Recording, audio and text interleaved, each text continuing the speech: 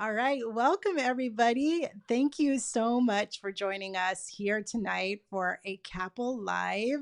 I am here joined with two special guests that we'll introduce in just a moment, but hopefully you're finding us on LinkedIn or our CAAPLE YouTube channels. Tonight we're talking about 10 ways to get ready for Filipino American History Month. We're so excited to share some great things with you. So, without further ado, let me introduce our wonderful guest today. Buddy, thank you so much for joining So, us here um, tonight. and there we go. So, my first guest that I get to introduce is Gwen Baquiran. Gwen is one of our board members for CAPL. And Gwen, do you want to say hello, where you're from, all the good things? Mabuhay and magandang gabi sa inyong lahat.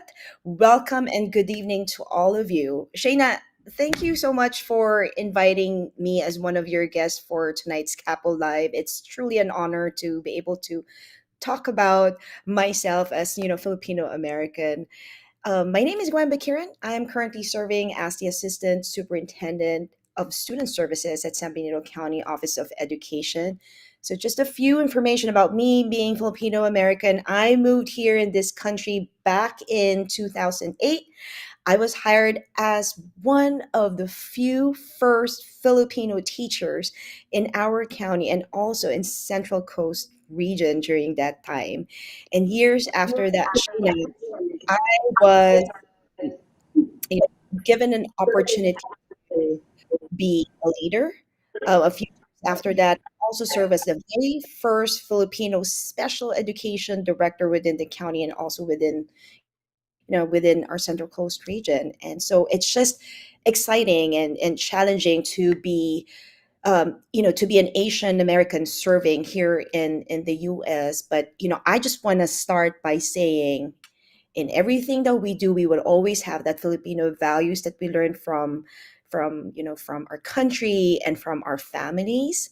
And one thing I'm going to start also by saying those values, Shayna, sipag and tiyaga. I'm sure a lot of Filipinos who are listening to us right now can relate what that means. It means hard work and perseverance. Makabayan, which is advocacy, what we do here in Capel, right? And those are some of the values that I bring into my leadership role, and especially in like every day that I engage with our students and families in our community. Oh, Gwen, thank you so much for being here. We all felt that intro from wherever we're watching. And now I get to pass it over to Dr. Laurie Virtusio, who's also joining us tonight. Laurie, tell us about yourself. Hi, everyone. My name is Dr. Laurie Virtusio, and I am a coordinator for literacy and language at the Orange County Department of Ed.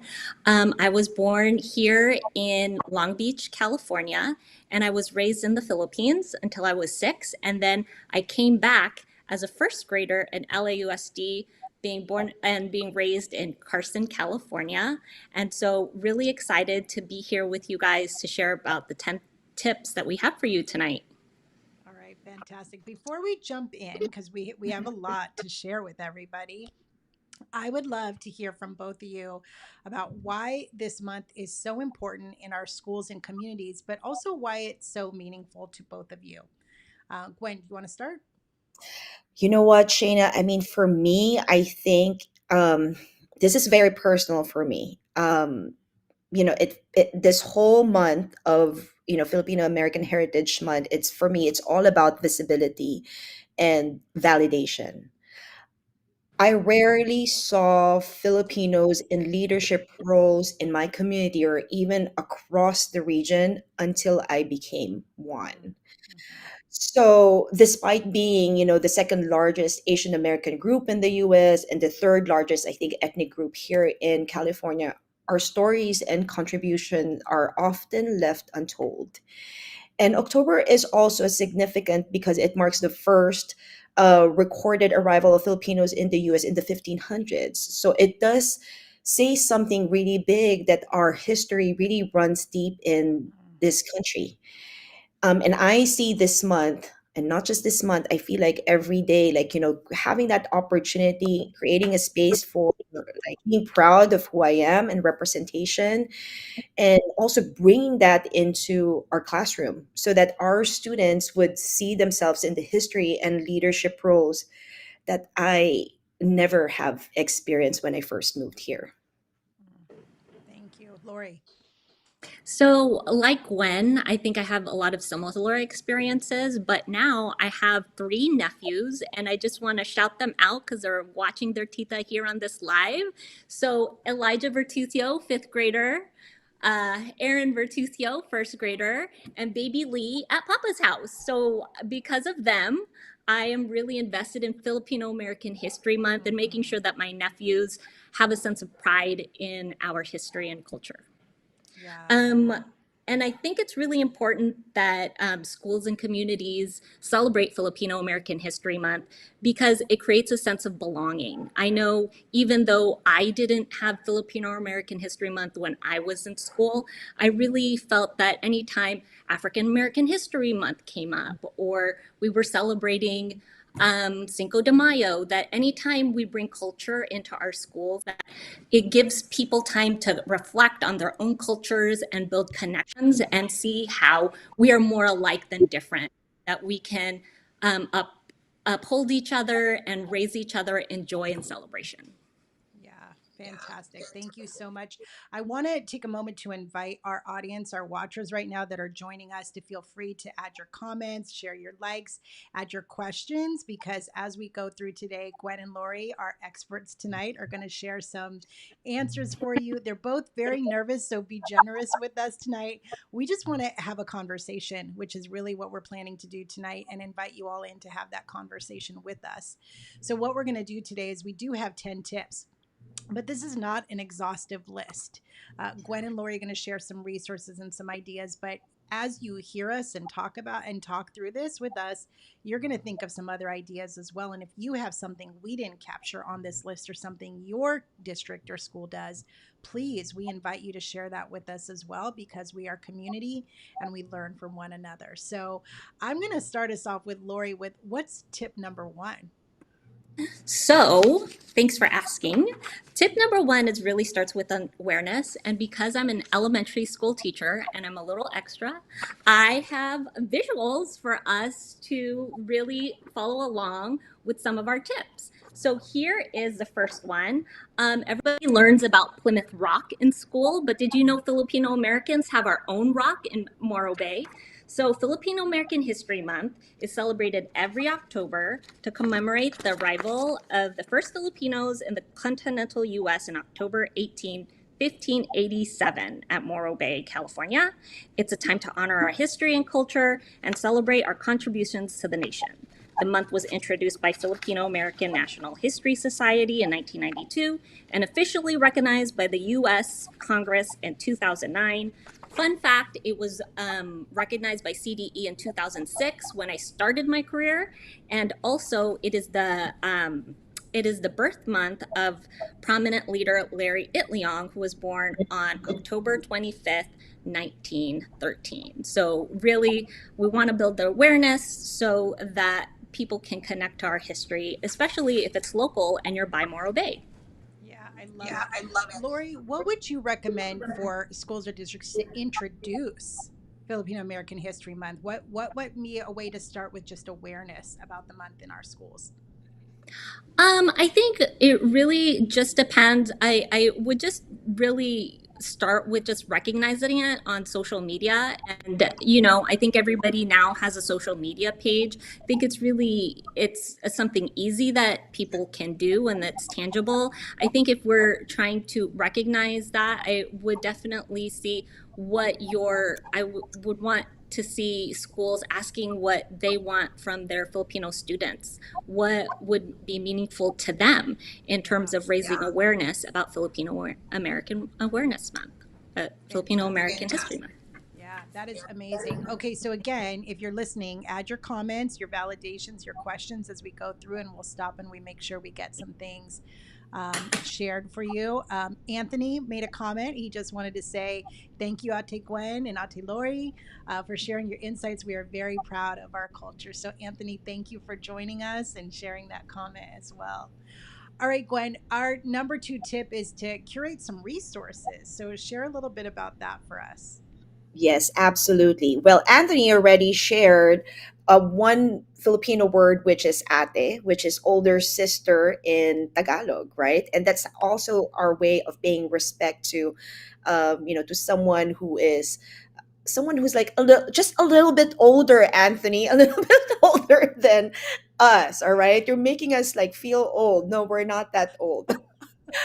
And the one way to celebrate Filipino American history is just like what you mentioned, is to curate resources and share these meaningful resources. Like, for example, schools can highlight Filipino and Filipino American authors, right? Or even, in the library, having those book displays, or in the classroom, this is what I did all the time, like read alouds, showing films and documentaries that tell Filipino stories, and even adopting those into our lesson plans, right, that really center on Filipino voices. Shayna, I have like a few resources that I could think of that I shared with teachers all the time. And one of them is, San Diego County Office of Education. They have this comprehensive guide, Educator Guide for Filipino American History Month. And what I love about that resource, it has this book list of amazing like storybooks, even for preschool students, that we kindergarten teachers, right, would be able to read aloud.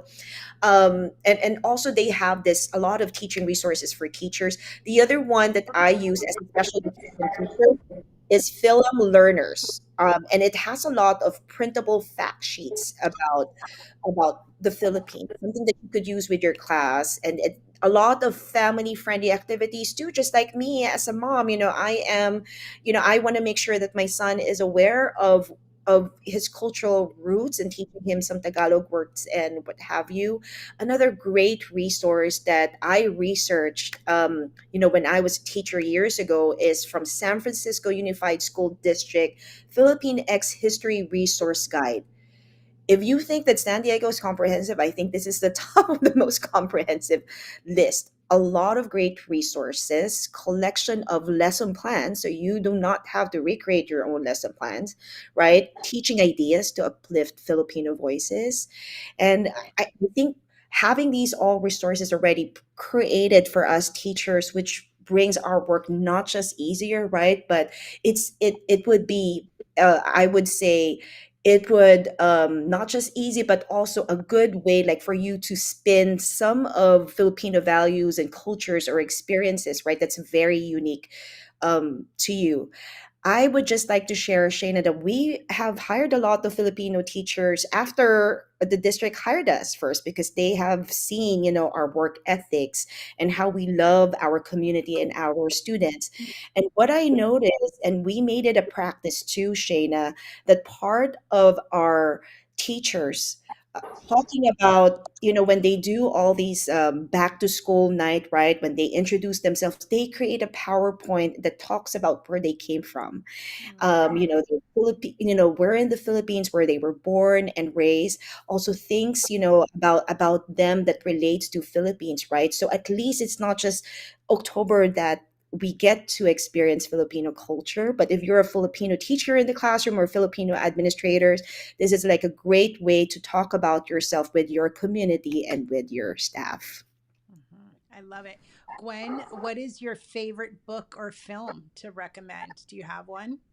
Oh my gosh. I could think of, there's this Tagalog A for Adobo book, and you could find that in your list as well. I have a lot of like preschool, so it's very rare, preschool or early kindergarten, so it's very rare. Actually, I don't think I've ever shown any Filipino documentaries with my students, but with some of our teachers, like they do have, they just Google it on YouTube too, like just short film about the Philippines, like 2 to 3 minutes long, because you know how our students attention span as well. But A for Adobo, that's one of the books that I brought into the classroom when I was a teacher. Yeah, and YouTube is free, right? So if you're Yes. limited on resources, so easy to do, right? Okay, love it. All right, we're going to pop into tip number 3 with Laurie. So, Laurie, what about bringing in our community resources, so our Filipino educators, our parents, students, to share stories? What would you say about that? I think having a culture of fostering family engagement is really helpful. Inviting Filipino American families to participate in classroom activities such as storytelling and sharing recipes, traditions, and histories really enrich the school community. One of the things that at my nephew's school, I really wanted to bring one of these. We Filipino Americans have their own version of a piñata. It's called the pabitin. And unfortunately, my nephew's school, they don't celebrate birthdays, but for Filipino American History Month, it might be, and you're having a celebration at your school, you might want to consider to really bring out a pabitin or ask families to bring one out. And it translates to rack of goodies, and it's usually made out of bamboo and tassels. And it's really kind of like a piñata. The point of it is the kids try to get as many goodies as they can. Okay, fantastic. I think we might have lost Gwen, so we're gonna wait for her to rejoin here. So we're gonna take her off, and hopefully she'll come back soon. But in the meantime, I want to share a couple comments that we're getting in the chat. So Meryl May, thanks for being here with us. Thank you for uplifting our history and sharing your personal leadership stories. Filipino Americans contributed to the infrastructure of this country. Absolutely. Thank you for sharing these resources. Anthony also suggested we take all these resources and we send them out to our CAAPLE educators. So we absolutely will do that. Thank you for suggesting that for sure. All right. So our next one, Laurie's going to hold us down until Gwen joins us back. So the next one, Laurie, is to spotlight leaders and educators, right? Yes, it is. And really sharing the contributions of Filipino American changemakers in education and beyond.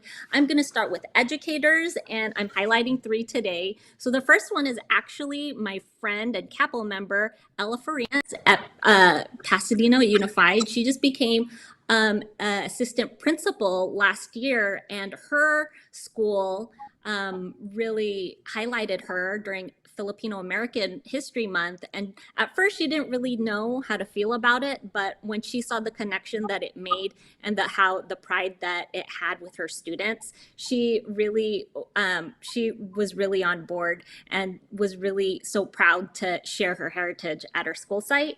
The second one is Flora Arca Mata. She was the first Filipino American teacher in California and the first Filipino American graduate of UCLA. There's an elementary school named after her in Stockton. And last but not least, our favorite Dr. Dawn Mabalon.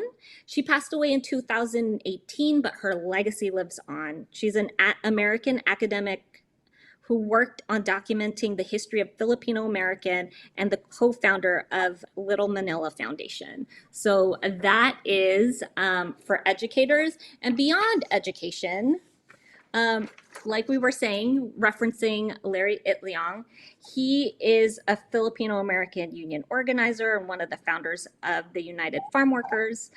Victoria Manalo Draves, who was the first Asian American to win a gold medal in 1948 in London. And because we are still in the community, we to doing great things today, Jennifer K. Wofford, an American contemporary artist and art educator based in San Francisco, California, known for her contributions to Filipino American visual arts. So those are just some of the people that we can spotlight if you need ideas, but definitely start local and start in your community. Yes, start local for sure. And that's just a small sampling of all the educators and community folks and well known leaders that we could speak to. So thank you, Laurie. That was great. Do we not love Laurie's visuals that she's brought with us? We love that. We love that. All right. And then also recognizing folks on social media, Laurie, like you talked about this, so easy to just create a simple template on Canva and shout out the folks in our districts and schools that represent and just share a little bit about their story. Yeah, and thank you to Pasadena Unified. I didn't even know that they did that until Ella shared with me that with her experience last year. So that was really great. Yeah, we have a question from one of our viewers right now.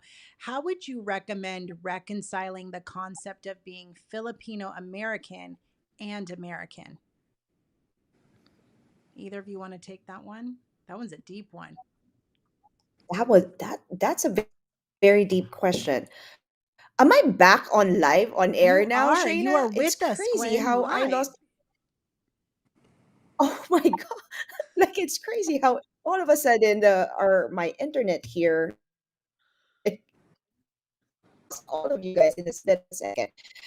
That's very um, And Gwen, I think we are losing you a little bit, and we're on like the tip of the tongue waiting for you to answer this question. But I think we are losing you a little bit. So maybe log back out and log back in. okay. Yes, we're gonna have Gwen come back. So Gwen is at a conference right now in San Diego and trying to do her best to come to us from her hotel room. So Army, the answer is coming. Lori, do you want to add anything to that before Gwen pops back on?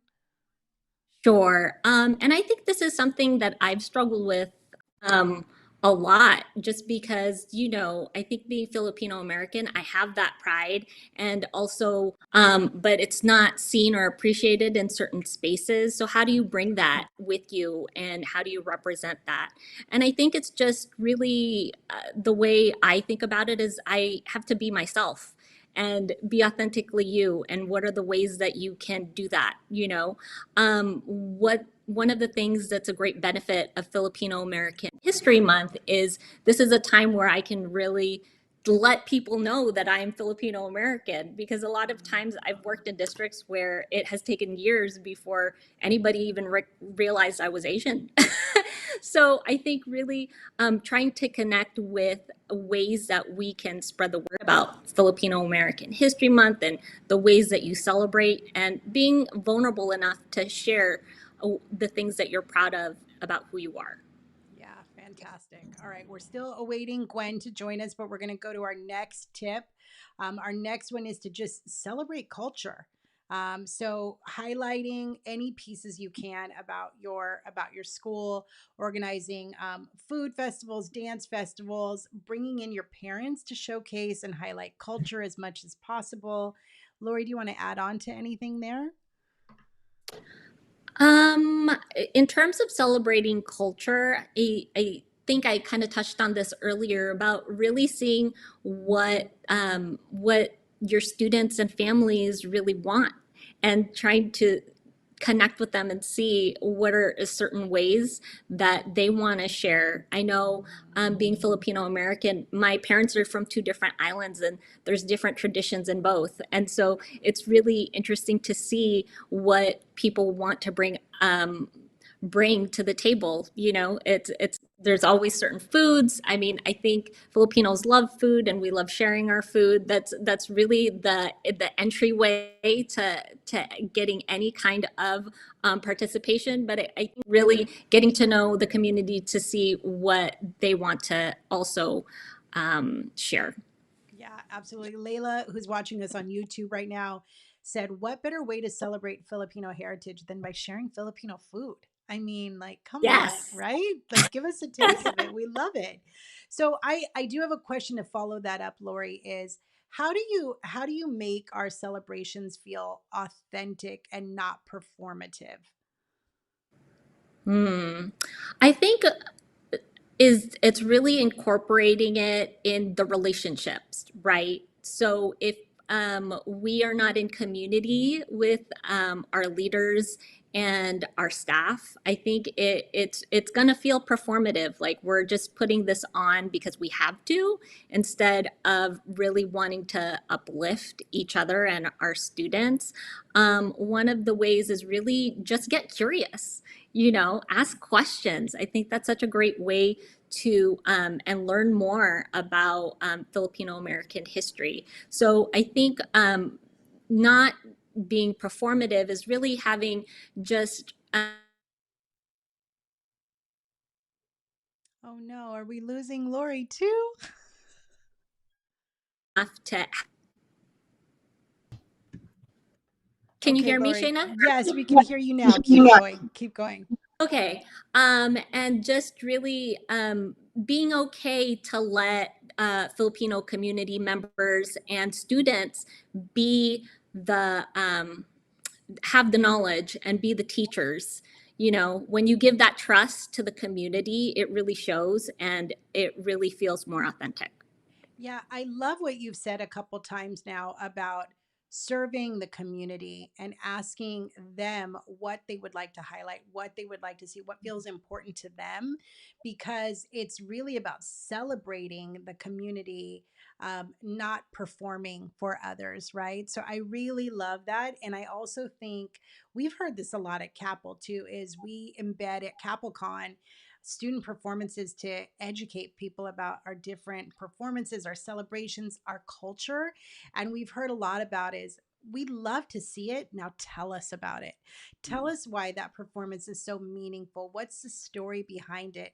And I think that might be another way to get at the authenticity of having our community celebrated in those moments. So thank you for that. Gwen, welcome back.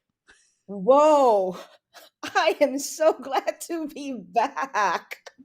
Can you guys hear me loud and clear? We can hear you loud and clear. Okay. Before Thank we jump into our next one, Christine is joining us on YouTube and has a question for you both. What advice would you give to Filipino Americans who feel caught between two cultures? This kind of goes back to our last question. Like they're not Filipino or American enough and struggle with finding where they truly belong. you. I can answer that question. Especially when we first came here, we felt like, uh, that feeling of, what, we really don't belong here. But then, thinking about it and reflecting about how we did thrive, not just survive, but really thrive, we have the tendency to assimilate right away, right? And be immersed into the American culture, the American way of life. But it's really during those reflective moments that you have to dig deep and think about who you really are. Who are you? Like your authentic self. Let me share an experience to all of you and to you, Christine, too. When I first moved here, I was very conscious about my accent. Because that was like a point of contention too before we came in, that students may not understand how we speak because people didn't know right before we came in if we can speak the language or not. But I think just embracing who you are and really thinking about your why are you doing what you're doing right now, and really digging deep about who you are. And I think that would just bring your authentic self. The other thing too is really your mindset, and that's very helpful for me.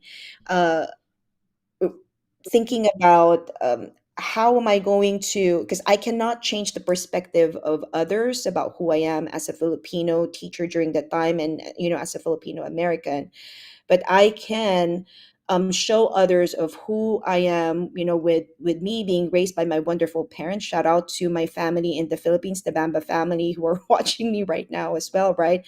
And bring that into life, bring that into light in whatever you do. And I think, and I think that would overcome all these feeling of, do I belong or not, right? Because you do belong.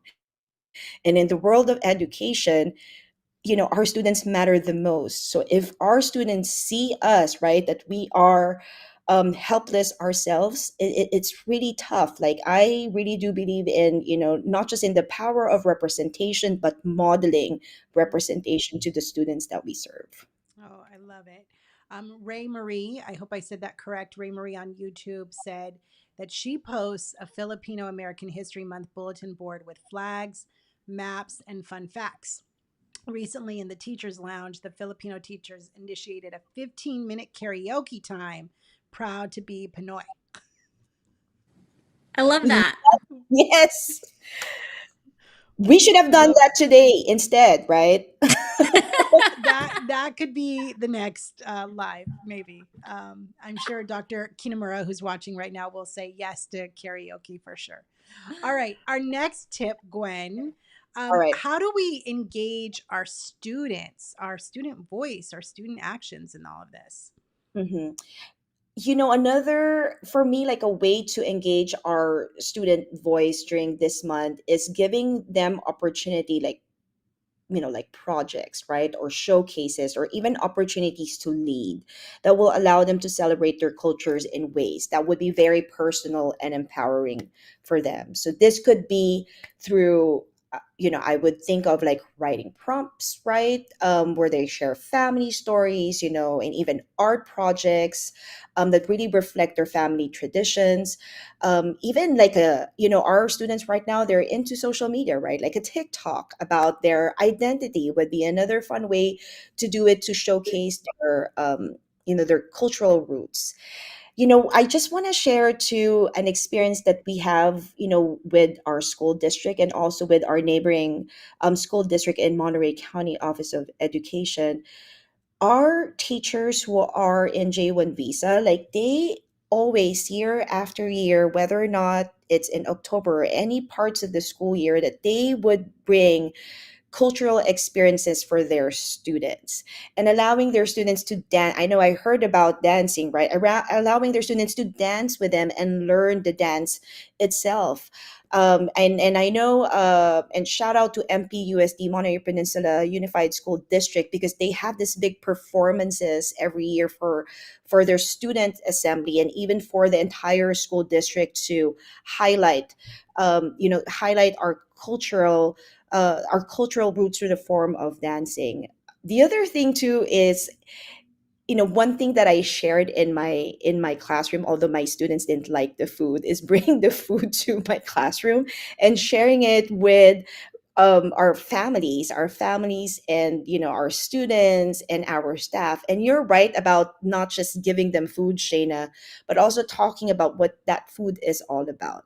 Not just the ingredients, not just what it's made of, but the pamahiin. We call it pamahiin, or the tradition behind the food, the meaning behind the food. Because in Filipinos, we're into pamahiin, or those superstitious beliefs that we present food in certain occasion in a different way, because everything has meaning. And that's one thing that we want our students to learn. We want our colleagues to learn that when we're bringing lumpia, it's not because we just want to bring lumpia, or pancit because we just want to bring pancit, but it has meaning, because we want to bless you with longer life, just like what noodles signify. Mhm. Fantastic. I love it. Thank you. All right, let's go into tip number 7. We are breezing through these. Okay, tip number 7, Lori's going to tell us a little bit about our curriculum and how to embed some more inclusive pieces into that during this month. Of course. And Gwen has already talked about all the books and some resources. I know Teaching Books has a number of books for K 12. Every But we also have, I know when I was in the classroom, there wasn't a lot of resources about Filipino American history, and there is a website, www.apihistoryhub.org, that really houses a lot of API history, including Filipino American history, where you can learn about the contributions of Filipino Americans and the labor movement, World War II, and art and music. So really, it's a great time to be for Asian American students, that the number of resources for lesson plans um, and lessons are just growing. So really check out the website and all the other resources that we're sharing online today. Fantastic. So AAPI History Hub.com, I think you said. Yep. .org. .org. Fantastic. All right. Thank you, Lori. All right, Gwen, let's talk about visibility on campus. And Ray shared that great idea about putting the bulletin board up in the lounge. What are some other ways to incorporate just visibility?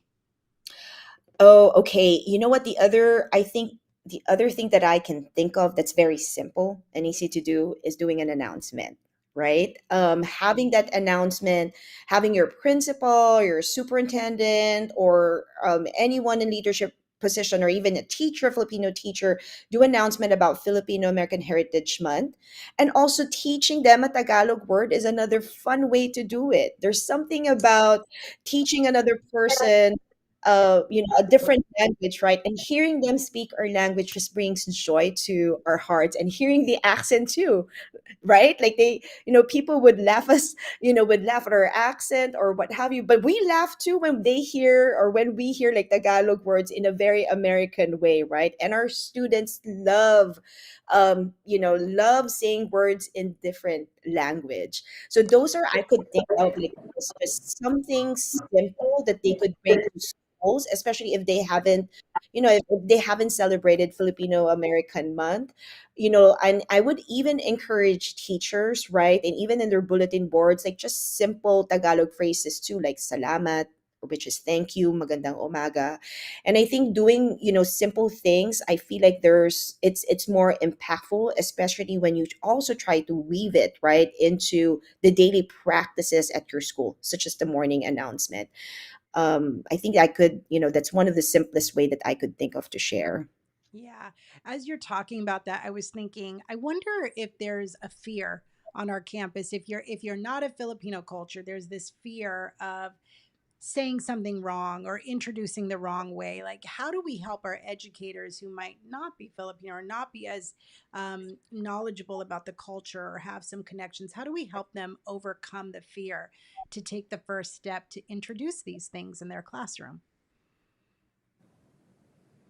That's a great question, Shayna. I think part of it is just really being vulnerable and having that mindset that even though you're a teacher, you're also a learner. And when you're learning something new and you're learning from a different culture, it's okay to have to ask students to pronounce it and repeat it several times Yeah. until you also are able to find an accent that is that feels natural to you. I know I'm Filipino American and my accent is very American, but when it is for my students, I find the courage to figure out how to really use phrases that are not very common to me. And because we are on the topic of sharing phrases, Filipino phrases, I also wrote one that I really enjoy. And so Gwen was the one that was talking about morning announcements. So this is a way to end your day. Ingat means take care, and it's very endearing. I love going to Filipino parties and seeing all of my family, and at the end of the night, everybody saying ingat to each other. So if you want an endearing way to send your students off at the end of the day, please try this phrase. Ingat. Fantastic. And I was going to say, we are a resource, right? CAAPLE is a resource. And if you're watching and you're not really sure where to start or want to brainstorm, Gwen at CAAPLE.org, Laurie at CAAPLE.org. I won't be as helpful, but Shana at CAAPLE.org. Any of those pieces we will help you. That's what we're here for. CAAPLE is an organization to help.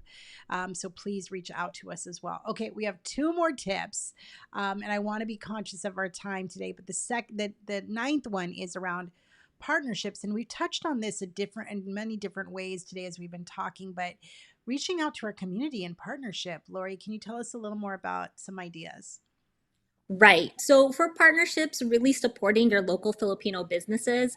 I know I got this sweatshirt at the Ube Fest this weekend to support local businesses and a local event. I'm so proud and so lucky that I am a resident of Signal Hill, and I am here in Long Beach, California, where there is such a vibrant community of Filipino and Filipino Americans that we were celebrating Ube Fest over the weekend. There were a lot of vendors, a lot of different kinds of foods. But also, if you know of organizations and businesses, please like, subscribe, comment on social media, be in the know when it comes to what's happening in the Filipino community. Really, if you haven't followed or subscribed to any organizations or businesses, I start off with 3 and just start adding as you go. And when you learn more, it's really nice to be able to come back over the weekend and ask your students, how was Ube Fest? Did you go to Ube Fest? Just because because you were following an organization online, you could probably know certain events and things that your students are going to, even if you don't go to them yourself. Yeah, and I was just thinking an easy one to do too is if you're elementary, reach out to your middle school to see, or a high school to see if they have a Filipino culture club, right? Or if you're in high school, reach out to the colleges and see what they can do for you too. That's a great partnership that we might be underutilizing as well. So, another opportunity for sure. All right, last one, Gwen. Take us home for tip number 10. When October is said and done, we can't just end it there. How do we sustain this beyond Mhm, October? mhm. All I can say, Shayna, and to all our viewers tonight is that Filipino American Heritage Month in October would be a great starting point, right? If you haven't done anything regarding sharing your cultural values, your cultural roots, right, to your classroom or to your school district, and this would be a good starting point for you. When we think about representation, it means, making sure that it's not just our voices, even the voices of different culture, right, in your classroom, making their voices heard, their stories, their contribution as part of their learning all year long. Mm. When we celebrate culture and representation throughout the year, we send that powerful message to students that their identity isn't just honored once a year, right? Because we do have a lot of cultural heritage month being celebrated month after month after month, right? It's here not just, like we had the Latino Heritage Month this month of September. You're not just celebrated on the month of September, and us Filipinos not just celebrated the month of October. I feel like we have to value that, every single day. And for me, this is where we feel that our students will be seen, will be feel heard, seen, valued, and empowered to lead in the future just like us. Mhm. Fantastic. All right, so I want to close with this question, and then I'm going to invite our listeners to ask any questions in these last few minutes that we have together, any questions or comments. But I want to know, what is your hope, Gwen and Laurie, for Filipino American History Month in schools? What's your hope and dreams for that? I can start by saying that my hope, because it's not, the reality is, Shayna, it's not being done consistently across schools and across Mm. school district. My hope is that all school districts, all county offices of education would make this a hardwired practice. And not just our Filipino culture, but also celebrating the different cultures that we have, within our classrooms. And that is my hope, and I see that happening, in the future, but I hope in the near future. Yeah. How about you, Laurie? Um, I really, my hope and dream for Filipino American History Month is, like Gwen said, it's a starting point. We want, I definitely want um, my nephews to have just all the access and just feel like it's normal to talk about their culture at school. So I want to really normalize that for all students. Yeah, fantastic. We can tell it's getting late in the video when the streams are starting to get bumpy for everybody. So Lori's frozen, so she may pop on and off again.